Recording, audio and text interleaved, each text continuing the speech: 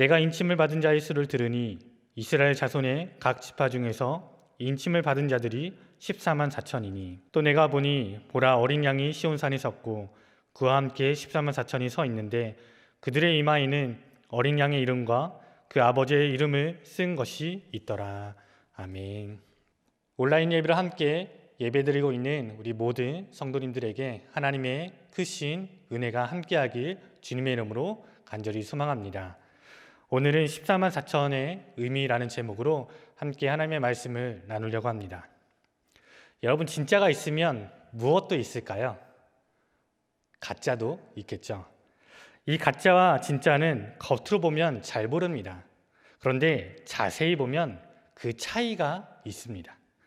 여러분들을 잘 아는 메이커 중에 나이키라는 메이커가 있습니다. 이 메이커에도 짝퉁이 있을까요? 없을까요? 당연히 짝퉁이 있겠죠. 어떤 짝퉁일까요?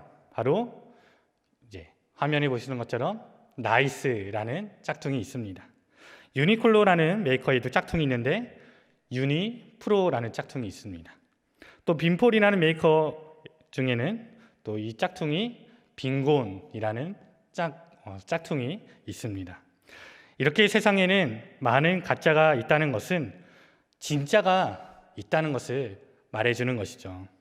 마찬가지로 영적인 짝퉁들인 이단, 사이비들도 그들이 이 땅 가운데 난무하는 이유는 우리 하나님께서 말씀하셨기 때문인가, 우리 하나님이 반드시 살아 계시기 때문입니다. 마태복음 24장을 보면 제자들은 예수님께 이렇게 물었습니다. 우리 24장 3절부터 5절까지 같이 한번 읽어보겠습니다. 시작. 예수께서 감난산 위에 앉으셨을 때 제자들이 조용히 와서 이르되 우리에게 이르소서 어느 때 이런 일이 있겠사오며 또 주의 임하심과 세상 끝에는 무슨 징조가 있으리이까? 예수께서 대답하여 이르시되 너희가 사람의 미혹을 받지 않도록 주의하라. 많은 사람이 내 이름으로 와서 이르되 나는 그리스도라 하여 많은 사람을 미혹하리라. 아멘.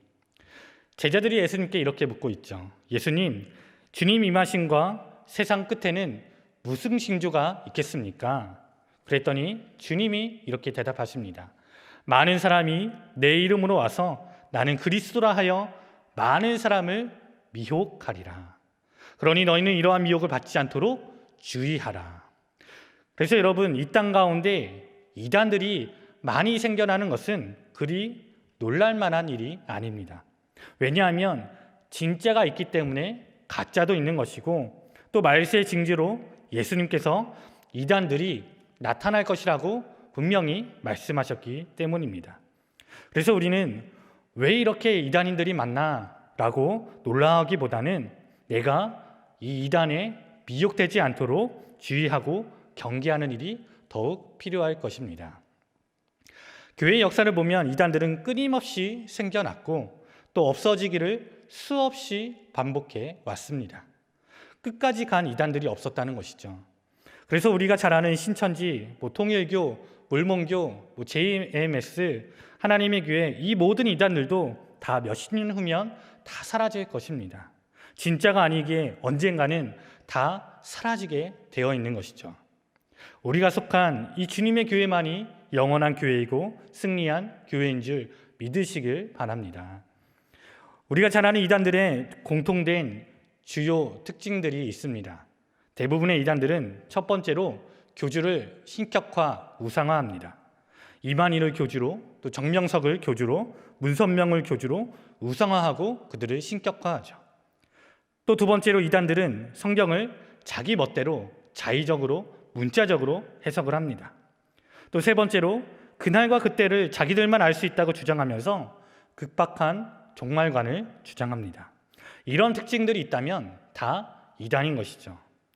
오늘은 그 사이비 이단 중에서도 요즘 코로나19로 인해서 전 국민들이 다 알게 된 이 신천지에 대해서, 그리고 이 신천지가 주장하고 있는 교리인 14만 4천의 의미에 대해서 함께 살펴보고자 합니다.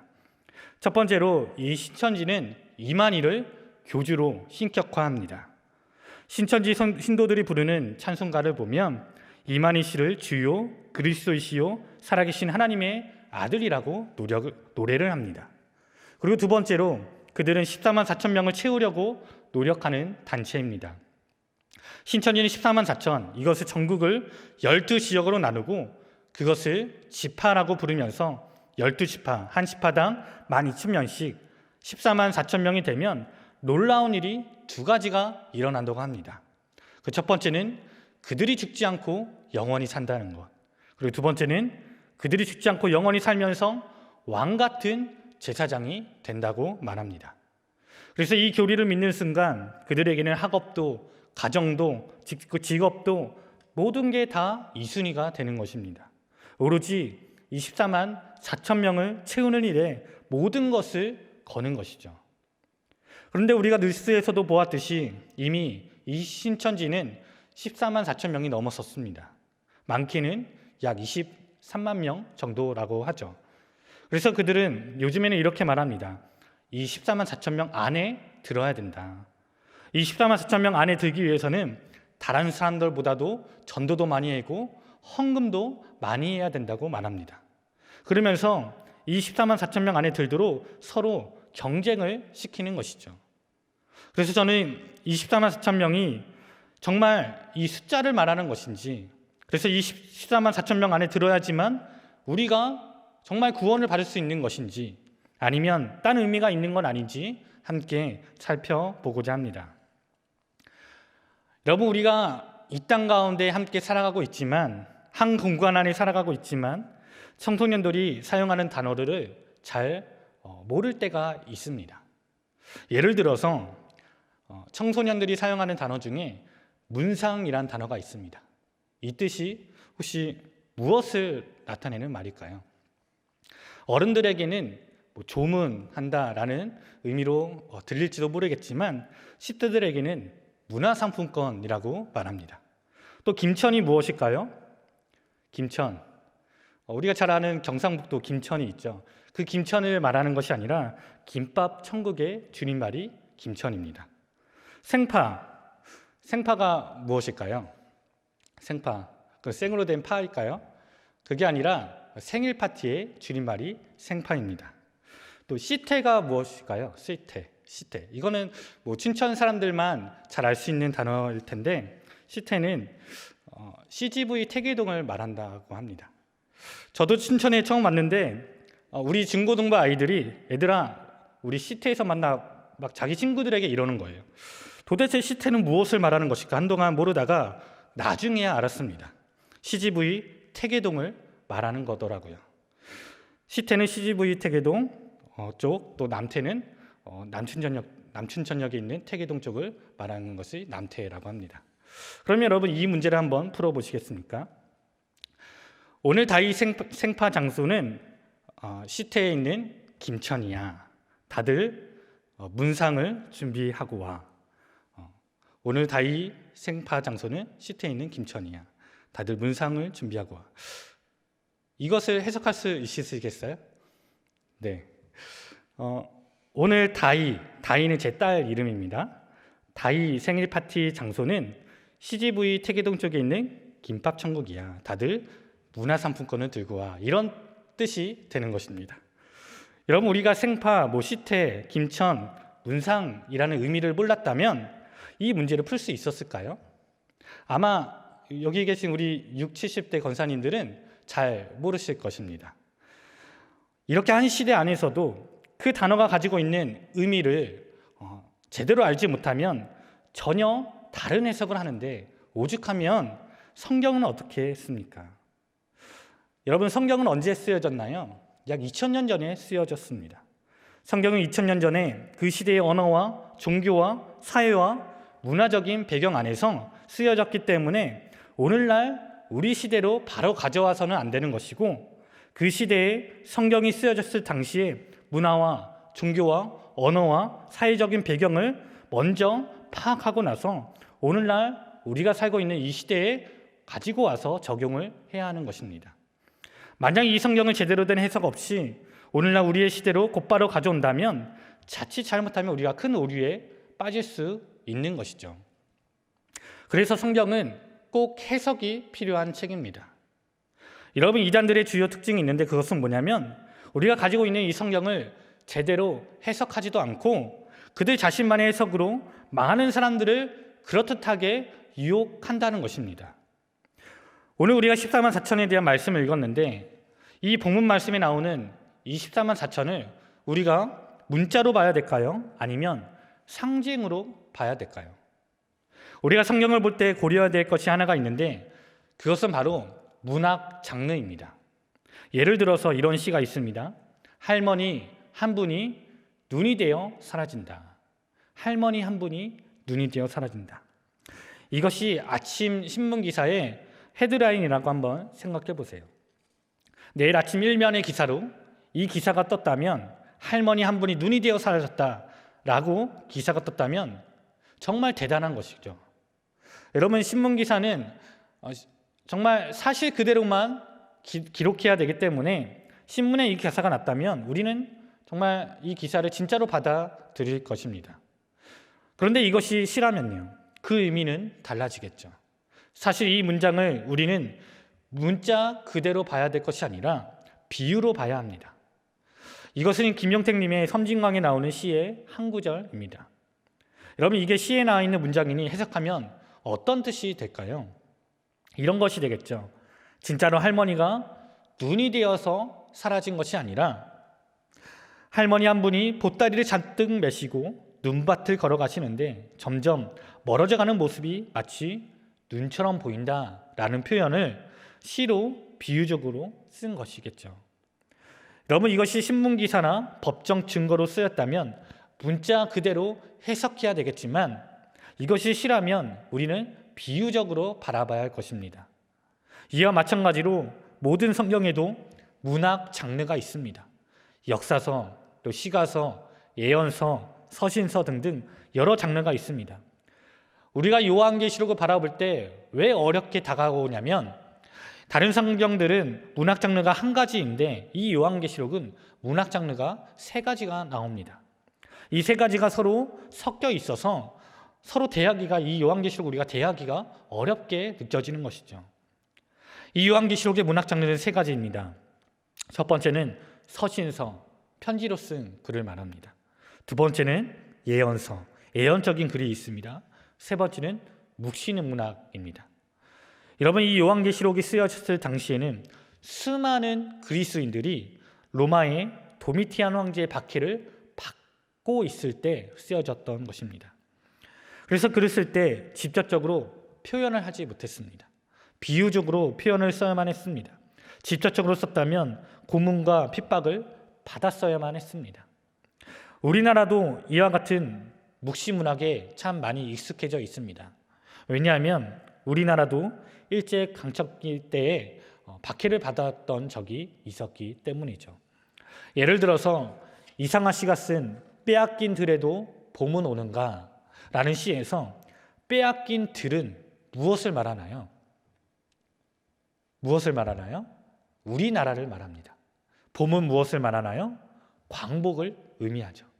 이와 마찬가지로 요한계시록도 그 당시 로마의 도미티안 황제의 박해 가운데 쓰여졌던 성경이기 때문에 상징적으로 비유적으로 쓴 것이 많아서 그 의미를 제대로 알지 못하면 오해하는 것이 많습니다. 그런데 이단들은 이러한 성경을 제대로 해석하지도 않고 문자 그대로만 가져와서 이게 진리라고 우기고 있는 것이죠. 그래서 우리가 보고 있는 이 14만 4천 또한 문자 그대로 우리가 해석하고 바라보는 것이 아니라 묵시문학의 관점, 즉 상징으로 바라봐야 하는 것입니다. 여러분, 이스라엘 사람들에게는 각 숫자에 대한 의미가 있습니다. 우리나라 같은 경우에는 가위바위보를 할 때 몇 판 정도 해야지 공평하다고 생각하나요? 몇 판 정도 해야지 우리 권사님 공평하다고 생각하세요?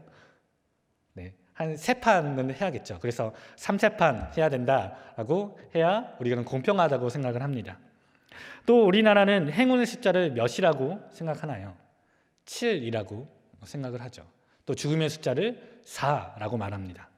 그래서 어떤 건물의 엘리베이터를 타다 보면 4층을 숫자 그대로 쓰지 않고 F라고 적어놓은 데가 많이 있습니다. 바로 이런 의미 때문에 그렇게 적어 놓은 것이죠. 이처럼 우리나라도 숫자에 대한 의미가 있는 것처럼 이스라엘 사람들에게도 각 숫자에 대한 의미가 있습니다. 이 숫자에 대한 의미만 알면 23만 4천의 의미는 금방 풀어지게 되는 것입니다. 이스라엘 사람들에게 1이란 독립, 유일을 말합니다. 그래서 유일하신 하나님, 이런 하나님을 나타내는 숫자가 바로 1이라는 것이죠. 2는 증인, 확증을 나타냅니다. 그래서 우리가 복음서를 읽다 보면 제자를 파송할 때 몇 명씩 보내나요? 2명씩 보냅니다. 2명을 보낸다는 것은 그 말한 것에 대한 확증, 증인에 대한 의미가 더 강하기 때문입니다. 또 3은 하늘의 수, 완전함을 의미합니다. 성부, 성자, 성령, 또 이게 세 분이시죠. 또 4는 반대로 땅의 수, 땅을 의미하는 숫자가 4입니다. 동서남북. 또 5는 인간을 의미합니다. 이스라엘에서는 손가락 5개, 발가락 5개를 이렇게 의미해서 인간이라고 말하죠. 또 6은 완벽한 수, 7에서 하나 모자라서 불완전을 나타냅니다. 또 7은 완벽을 나타냅니다. 하늘의 수 플러스 땅의 수가 더해져서 완벽을 나타내는 것이죠. 또 12도 완전수를 의미합니다. 그런데 이것은 참 굉장히 독특합니다. 이것은 구약에서는 구약의 하나님의 백성을 말합니다. 또 신약에서는 신약의 하나님의 백성만을 말합니다. 구약의 지파가 몇 지파인가요? 12지파입니다. 또 신약에서는 예수님의 제자가 몇 명인가요? 12명입니다. 여러분 재미있는 것은 예수님의 12제자 중에 한 명 가룟 유다가 죽습니다.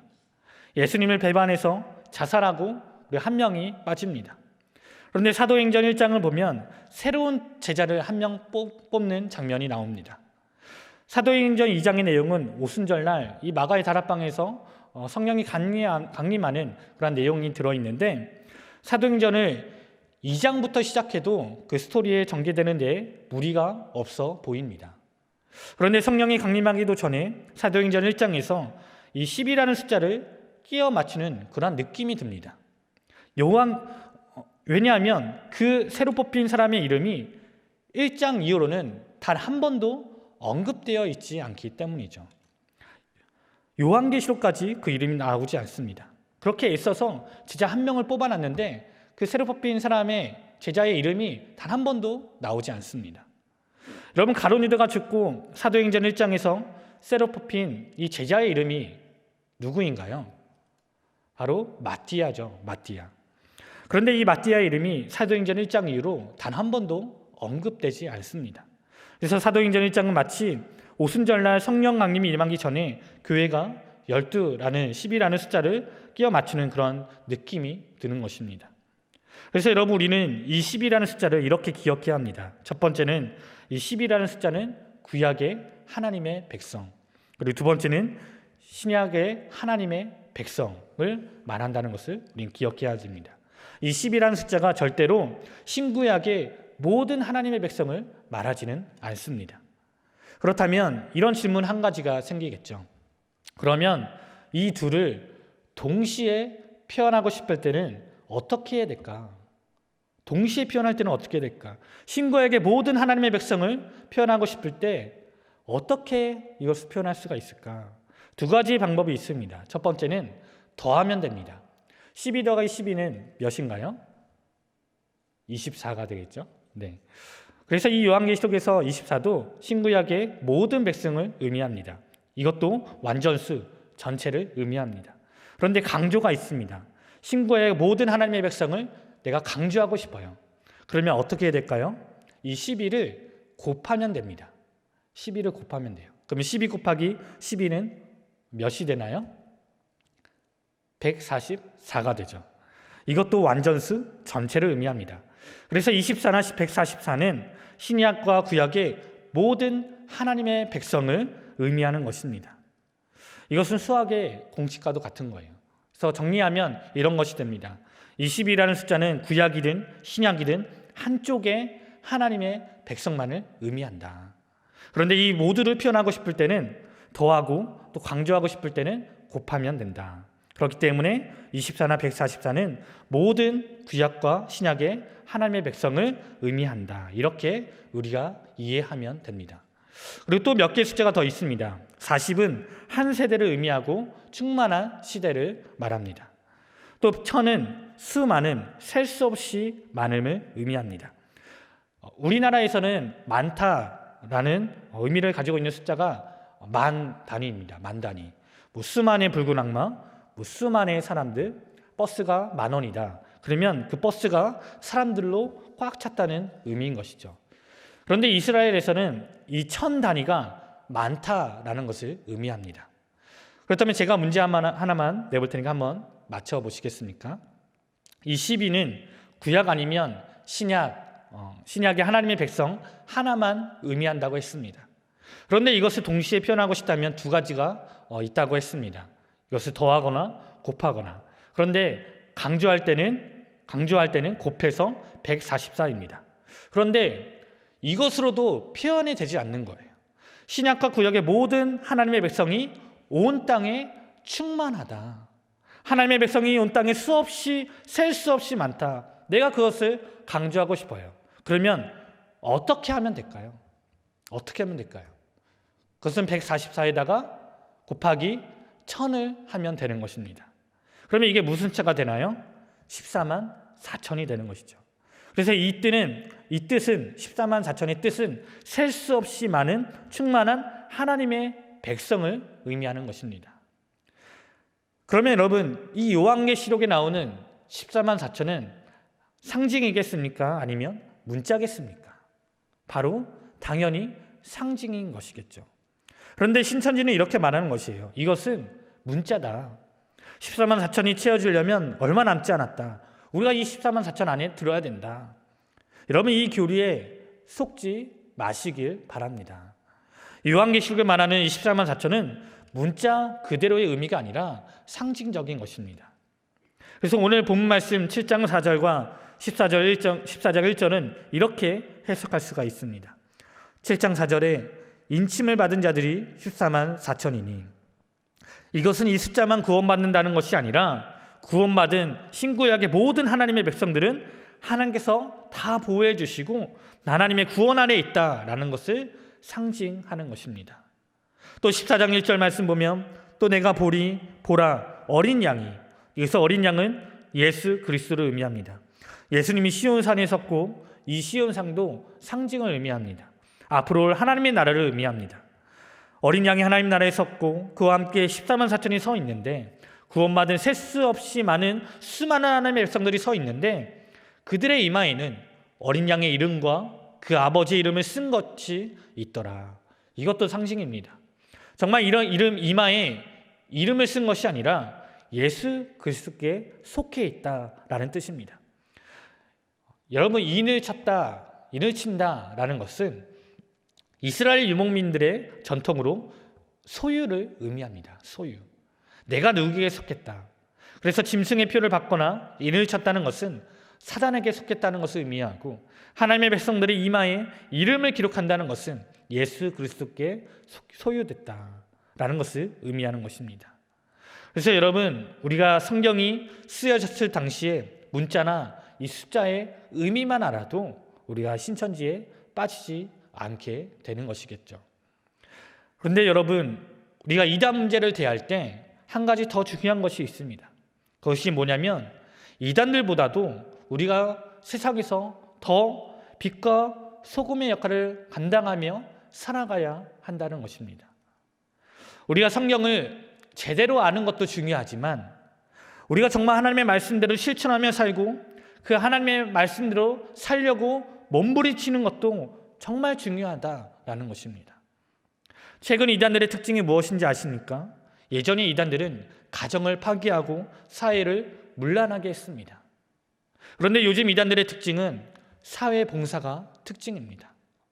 신천지뿐만 아니라 다른 이단들이 기성교회보다도 사회봉사를 잘하기로 소문난 단체들이 많습니다. 여러분들은 이것을 어떻게 생각하시나요? 이단들은 이렇게 말합니다. 우리가 이렇게 좋은 일을 하고 다니는데 왜 우리가 이단이냐라고 반문을 합니다. 여러분들은 봉사활동을 잘하는 이단이 좋으신가요? 아니면 예수님의 말씀대로 전혀 살지 않는 기독교인이 좋으신가요? 아무것도 모르는 사람이 있는데 어느 한쪽을 선택하라고 한다면 지나가는 사람들은 누구를 선택할까요? 정말 아무것도 모르는 사람들은 정말 선한 일을 많이 하는 이단들을 선택할 것입니다. 그래서 여러분, 우리가 이단들보다도 더 윤리적으로 살려고 노력해야 되고 하나님의 말씀대로 살려고 몸부림치며 살려고 노력해야 하는 것입니다. 그냥 우리가 교회에 나와서 찬양을 하고 말씀만 듣고 가는 것이 아니라 정말 그 찬양의 가사 그대로 정말 하나님의 말씀 그대로 우리가 세상 속에서 나가서 그대로 살려고 노력해야 하는 것이죠. 우리가 그리스도의 순결한 신부처럼 살아가지 않는다면 이단들을 대처할 수 있는 그 영적인 힘을 우리가 가질 수가 없는 것입니다. 그래서 저는 바라기를 정말 우리 모두가 하나님의 말씀을 올바로 아는 것뿐만이 아니라 그 말씀대로 온전히 실천하며 살아가기를 주님의 이름으로 간절히 소망합니다. 그래서 이 세상에서 우리가 빛과 소금의 역할을 잘 감당하고 그래서 그 영적인 힘으로 우리에게 닥쳐오는 여러 가지 이단 문제들을 우리가 지혜롭게 잘 대처하고 그 미혹에 빠지지 않고 온전한 하나님 나라를 잘 세워나갈 수 있는 저와 우리 모두가 될 수 있기를 주님의 이름으로 간절히 소망합니다. 기도하겠습니다.